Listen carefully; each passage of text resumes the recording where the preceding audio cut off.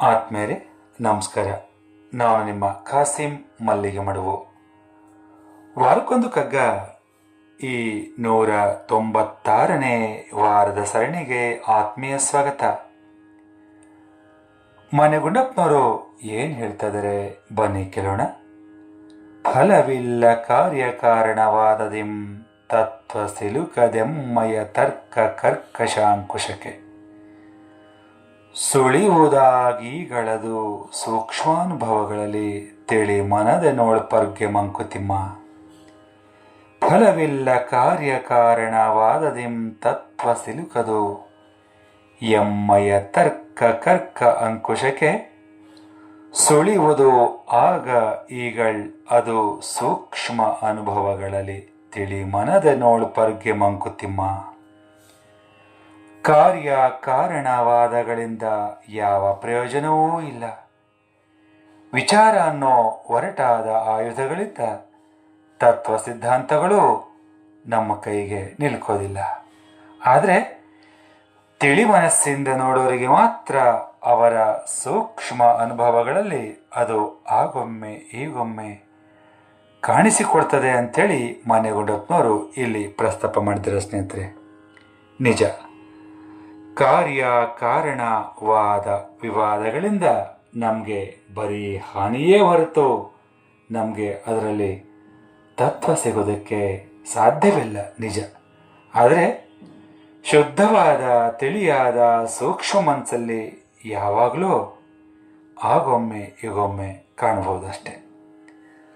ಭಗವಂತನ ಈ ಸೃಷ್ಟಿಯಲ್ಲಿ ಈ ಸೃಷ್ಟಿ ಕಾರ್ಯಕ್ಕೆ ಏನಾದರೊಂದು ಕಾರಣ ಇರಲೇಬೇಕು ಅಲ್ವೇ?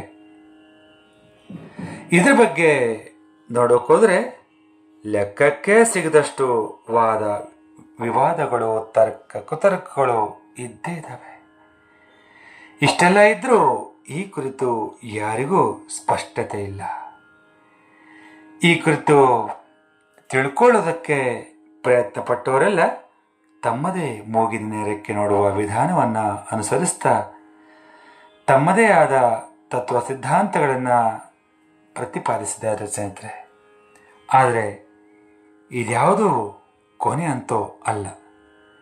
ನಮ್ಮ ತರ್ಕ ಅನ್ನೋ ಒರಟಾದ ಆಯುಧಗಳಿಂದ ಅದನ್ನು ಕೆದಕೋ ಬದಲು ನಮ್ಮ ಮನಸ್ಸನ್ನು ಶುದ್ಧವಾಗಿಟ್ಕೊಂಡು ಅದರ ಬಗ್ಗೆ ಚಿಂತಿಸಿದರೆ ಮಾತ್ರ ಅದು ಪ್ರತಿಯೊಬ್ಬರಿಗೂ ಗೋಚರ ಆಗಲೇಬೇಕು ಆಗ್ತದೆ. ಆದರೆ ಈ ಚಂಚಲ ಮನಸ್ಸಿನ ನಿಗ್ರಹ ಮಾತ್ರ ಕಡು ಕಷ್ಟ. ಕೆಲವು ಬಾರಿ ನಮ್ಮ ಅನುಭವಕ್ಕೆ ಬರ್ತದೆ. ಇದು ಪ್ರತಿಯೊಬ್ಬರಿಗೂ ಗೊತ್ತಿರುವಂಥದ್ದೇ. ಇದು ಪ್ರತಿಯೊಬ್ಬರಿಗೂ ಅನುಭವ ವೇದ್ಯ ಅಂತ ಹೇಳ್ತಾ ಈಗ ಕೇಳೋಣ ನನ್ನ ರಾಗ ಸಂಯೋಜನೆಯ ಈ ಕಗ್ಗವನ್ನು.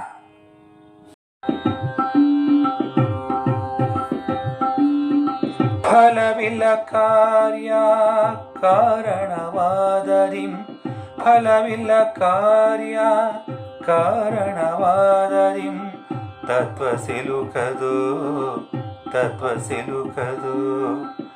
ಎಮ್ಮಯ ತರ್ಕ ಕರ್ಕ ಅಂಕುಶಕ್ಕೆ ಎಮ್ಮಯ ತರ್ಕ ಕರ್ಕ ಅಂಕುಶಕ್ಕೆ ಸುಳಿಯುವುದು ಆಗ ಈಗಳ್ ಅದು ಸುಳಿಯುವುದು ಆಗ ಈಗಳ್ ಅದು ಸೂಕ್ಷ್ಮ ಅನುಭವಗಳಲ್ಲಿ ತಿಳಿ ಮನದೇ ನೋಡ್ಪರ್ಗೆ ತಿಳಿ ಮನದೇ ನೋಡ್ಪರ್ಗೆ ಮಂಕುತಿಮ್ಮ ಮಂಕುತಿಮ್ಮ ಮಂಕುತಿಮ್ಮ ಮಂಕುತಿಮ್ಮ ಮಂಕುತಿಮ್ಮ ಮಂಕುತಿಮ್ಮ. ಧನ್ಯವಾದಗಳು. ನಮಸ್ಕಾರ.